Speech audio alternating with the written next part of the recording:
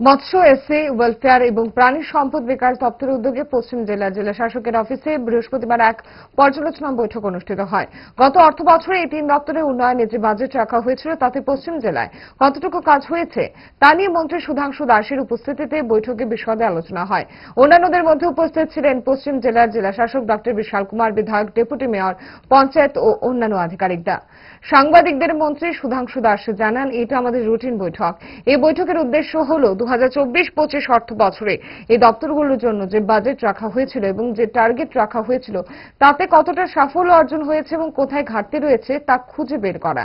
এজন্য জনপ্রতিনিধিদের ও বকেয়া এই বৈঠকে আহ্বান করা হয়েছে তাদের কাছ থেকে পরামর্শ নেওয়ার জন্য।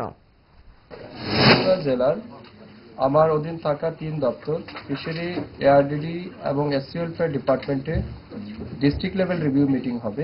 এটা আমাদের রুটিন ওয়ার্ক। আমরা প্রথমে স্টেট লেভেল রিভিউ মিটিং করেছি এবং পুরো রাজ্যব্যাপী আমাদের ডিস্ট্রিক্ট লেভেল রিভিউ মিটিং চলছে। আজকে আমরা পশ্চিম ত্রিপুরা জেলায় এই বৈঠকে উপস্থিত হয়েছি।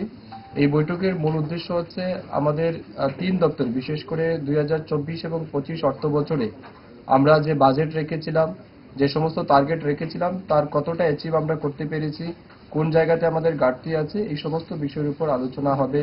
এসসি ওয়েলফেয়ার ডিপার্টমেন্টের বিশেষ করে স্কলারশিপ ম্যাটার, এসসি কমিউনিটিদের জন্য বিভিন্ন স্কিম বা প্রজেক্ট আমরা যেটাই সিদ্ধান্ত নিয়েছিলাম সেটা কতটা মানুষের কাছে পৌঁছেছে, এই বিষয়ের উপর বিস্তারিত আলোচনা হবে। তার পাশাপাশি এই জেলাতে মাছ এবং মাংস, ডিম, দুধের উৎপাদন কতটা বৃদ্ধি পেয়েছে, আমরা গত কোয়ার্টার মিটিং এ যেটা টার্গেট দিয়েছিলাম সেটা কতটা ইমপ্লিমেন্ট হয়েছে, এগুলির উপর আমরা আলোচনা করব। তো আজকে দিনভর আলোচনা হবে। আজকে আমাদের এই বৈঠকে আমাদের মধ্যে উপস্থিত আছেন এই জেলার যারা এমএলএস, সভাধিপতি, সহকারী সভাধিপতি, আমাদের পঞ্চায়েত সমিতির চেয়ারম্যানগণ, তাদের কাছ থেকেও আমরা তাদের বক্তব্য শুনব, তাদের পরামর্শ নেব এবং আগামী দিন যাতে তিন দপ্তরকে কাজে লাগিয়ে এই জেলার মানুষকে সর্বোচ্চ সুবিধা প্রদান করা যায় তার লক্ষ্যে আজকের মিটিং এ সিদ্ধান্ত গ্রহণ করা হবে। ডায়েট যতই রেস্ট্রিক্টেড হোক না কেন, ওয়েদারকে তো আর রুটিনে ফেলা যায় না। But if there is a problem, 5 দশক ধরে গ্যাস, অম্বল ও পেটের সমস্যার একমাত্র সমাধান গ্যাস নল।